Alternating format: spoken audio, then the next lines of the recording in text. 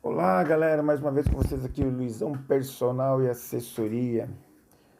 Hoje eu vou falar um pouquinho, bater um papinho aqui rapidinho com vocês sobre adaptações fisiológicas. É porque as pessoas perguntam algumas coisas para mim, por que que ela não aumenta a força, ela fala que não tem força. As pessoas têm força sim, tem força para o nível delas. Então, não pode uma pessoa de 1,30 m querer ter força de um cara treinado de 1,90 m.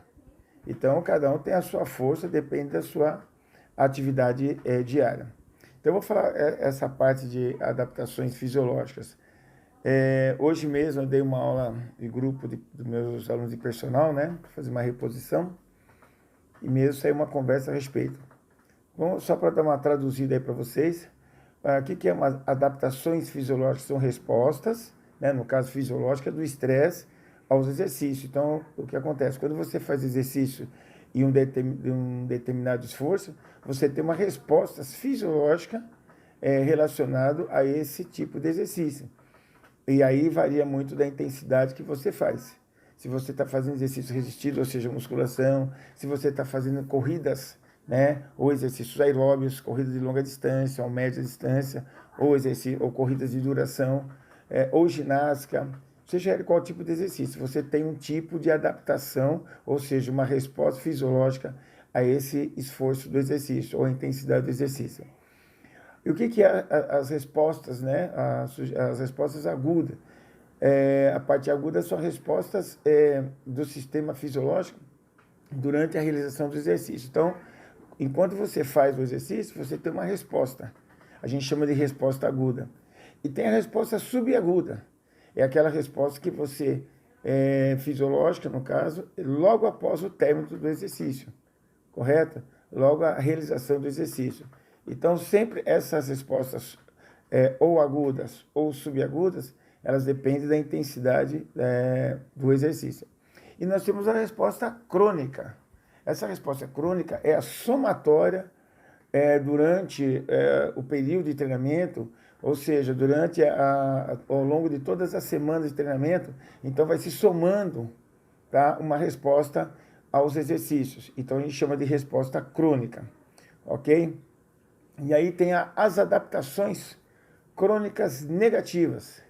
São aquelas respostas fisiológicas com alterações, claro, já estão no próprio nome falando, negativas aos exercícios. Então, a estrutura e função fisiológica.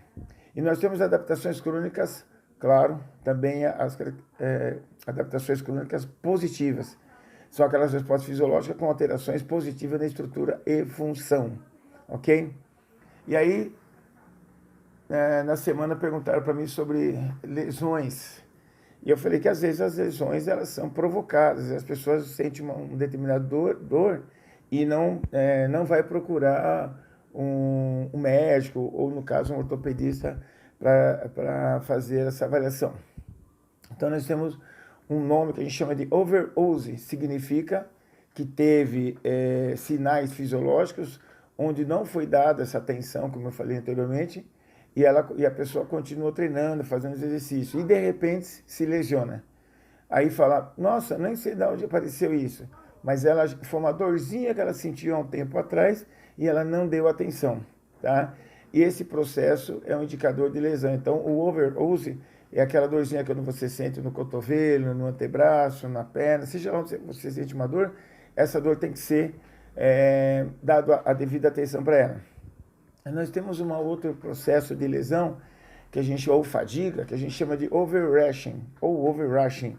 É um quadro de pré-overtreino, de curto prazo. Então, ele pode chegar assim dentro praticamente até 20 dias. Então, você pode ter um overrushing até dentro de um processo de 20 dias. Ou seja, esse processo de negatividade de resposta ao exercício. E o que a gente mais conhece, que o pessoal mais conhece, é o overtraining. Esse sim, é um processo mais prolongado. Então, normalmente, quando se trata de atleta, eu sempre falo que o overtraining é mais dado em atleta, porque a sobrecarga de treinamento dele é muito maior do que a pessoa que pratica na exercícios de academia. Pessoal que pratica exercício de academia não são atletas. Então, a intensidade e o processo de treinamento dele, raras exceções, tá? Raras exceções, chegam ao overtraining. Então, normalmente um atleta tem que parar de treinar quando ele chega nesse estágio por um período que pode chegar até 6 meses, tá? E isso depende muito do nível do atleta e da modalidade que ele pratica. Então, esses processos, overuse, overrushing e overtraining, ele significa que a fisiologia perdeu a capacidade, a fisiologia corporal, né? Perdeu a capacidade de adaptação a esse nível de esforço, ok?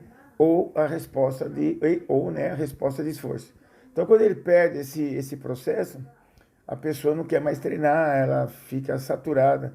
Dentro da academia, quando a pessoa fala, eu estou com overtraining, ela chega na academia, ela não quer nem olhar para os aparelhos, não quer olhar para a sala de ginástica ou natação, mas isso aí, quando é relacionado a praticantes de academia, eu vejo que é muito problemas fora da academia, de trabalho, de relacionamento, seja lá qual for. Trabalho problema com o namorado, noivo, o marido, trabalho em casa, situação financeira. Então, é mais processos psicológicos que acaba desestimulando a pessoa a treinar. Então, não chega a ser um overtraining fisiológico.